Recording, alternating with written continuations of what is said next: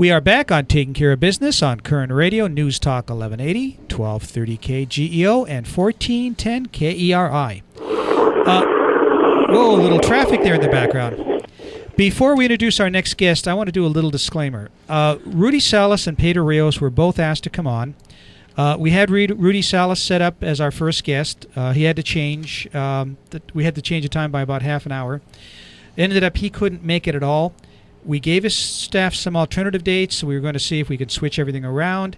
We have yet to hear back from them, so we decided to go along with our original date so we wouldn't inconvenience our next guest. But Rudy Salas is still welcome to come on in the future, but he did kind of leave us hanging a little bit, which I'm not too thrilled with, and I just thought I'd mention that in fairness. With that, our next guest is the Republican candidate for Assembly District 32, Pedro Rios. Pedro, welcome to Taking Care of Business. Thank you so much, Marty, for having me on your show today, and I'm very motivated to be here today and to be able to talk to you and your audience. So where are you today, Pedro, and what are you doing? Today, what we've been doing the last 2 weeks, Marty, is we've been walking the district. I started in the northern part of the district, which is north of Hanford, and each day I walk 10 miles, and I dedicate 2 hours of the day to work alongside a business, a home, whatever it may be. So we've done all kinds of work, and just talking to folks, getting connected with people, and it's been a wonderful experience. I have worked in dairies and farms and small businesses and private homes, met seniors, met all kinds of folks, and it's been a great journey. And I've been learning a lot, and that's my goal, is to learn from folks. Oftentimes we think that we have all the answers, and we don't. If we stop and listen to folks, then we get an idea of what's really going on. And that's what I'm doing, Marty, is connecting with the people which I seek to represent. Well, Pedro, Clay and I are not in your district, but we can use 2 hours of free labor every day. When do you want to come out to our office? Yes, you. When we get down into the Bakersfield area, we certainly can come down and work for you. And we don't pick and choose. We do it with the cameras, without the cameras. We get down in there and we get to work, and people are seeing that, and it's been a wonderful experience. I think that's great. I was just giving you a hard time. Clay, go ahead. So, Pedro, this is Clay. So tell me why you decided to run for this office. When I was asked to run for this back in November, I really had to think about it. And I was actually doing some teaching with at-risk youth, high school students, and these students have been expelled from their regular schools for various reasons: drugs, gangs, weapons, bad behavior, and so forth. But my job was to teach business, teach the core subjects, history, government, but also to encourage these students to get back on track and to become leaders in their communities. And oftentimes I would tell them that they needed to be leaders, that they needed to stand up for righteousness and try to do what is right and be courageous.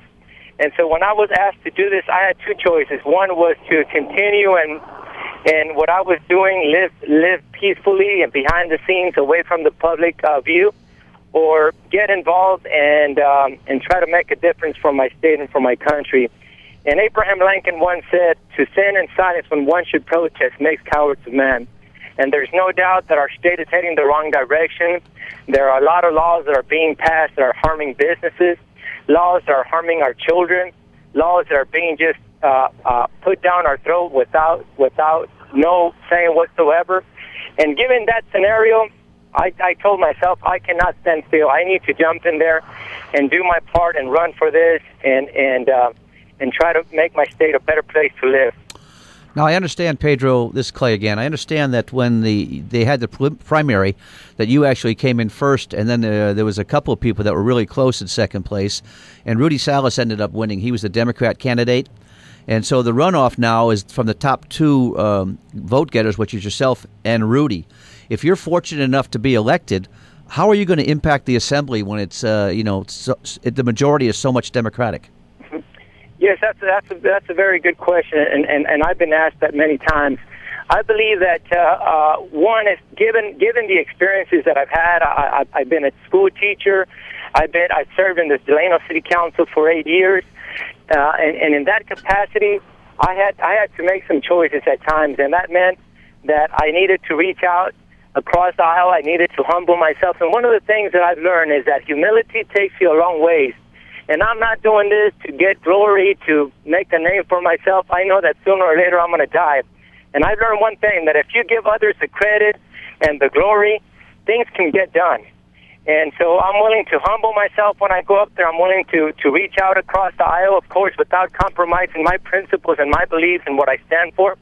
And I believe that I can be a voice. I can reach out to all folks. And I believe that given the various experiences that I have in small business and farming, teaching, military, local government, I can be a valuable asset. And that's why I believe that change can take place. There's hope in my heart, and there's hope for California. Our guest by phone, 32nd Assembly candidate, Pedro Rios. You know, Pedro, more power to you reaching across the aisle. I mean, I hope that works for you.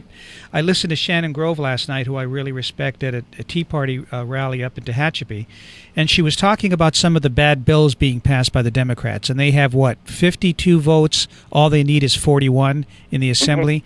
And you listen to some of this stuff, and it's just mind-boggling, the crud, I clean that up, they come up with, and the costs involved.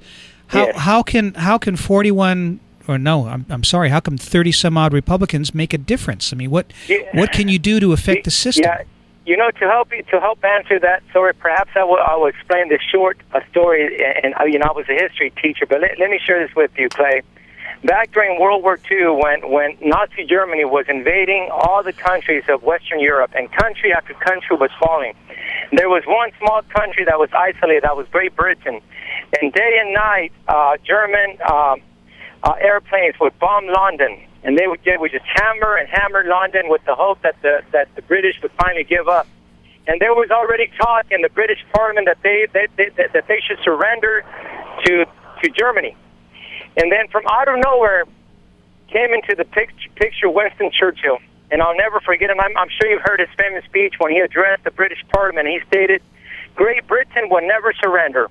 We will fight them in the sea. We will fight them in the air. We will fight them in our hills and our cities. But Great Britain will never surrender." And you know what? It was that single man, that determination that went on and eventually changed the course of history, and Nazi Germany was defeated. And I believe that we're a small number. But if we retreat, if we give up, we're not going to move forward. And I believe that there is hope.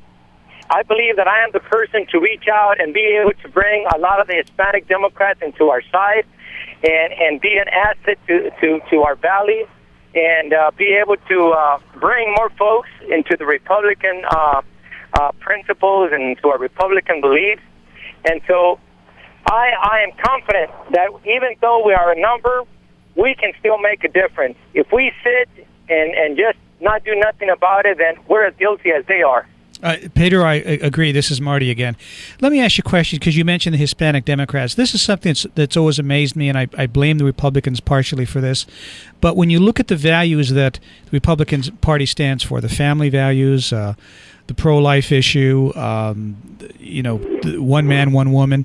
You look at this, and these are values that the Hispanic community really embraces, but yet the Hispanic community is mostly Democrat and not Republican. Why is that? What have we done wrong, and what can we do to change that? I believe that, Marty, that to the credits of the Democrats, they've done an excellent job in going out there and reaching out and using different tactics to bring those folks into the party. But, deep inside their hearts, Hispanics are Republicans, and I believe that I myself, as a candidate, can reach out to these folks and really educate them on Republican principles, and I believe that I can do that. And I think that's the way that we're going to have to change and bring those folks into our party. And so I think that we just have to work at it better, do a much better job, reach out to these folks, and it's done. And it's a matter of educating them. Many of them don't know. I mean, I've been in my own church, Marty. I go to a Christian church here in Wasco, and many of them did not know. Many of them that, for example, the Democrat Party is against many of the moral principles that we stand for as Christians, and they didn't know that. And even right now that I'm running, I've been talking to them. I've been visiting several Hispanic churches. And it's amazing how their eyes have opened, and they said, "We did not know that this was going on." So I think it's a time to educate. It's a time to reach out and I'm certainly working on that already as a candidate right now. You know, Pedro, I thoroughly agree with you. I remember being in Los Angeles. I used to live in L.A., and I had a little flyer that I gave to people talking about values, and at the end of it, I usually gave this to my Democratic friends. At the end of it, they'd flip it over, see what their score was, and realize that they were conservative Republicans. That's right. To the amazement of many of them. We're going to hold you through the break, and when we come back, we want to talk a little bit more about the election and what you're facing, okay? Excellent. Okay, thank you. We'll be back. Mark. We'll be back in a moment on Taking Care of Business on Koerner Radio, News Talk 1180.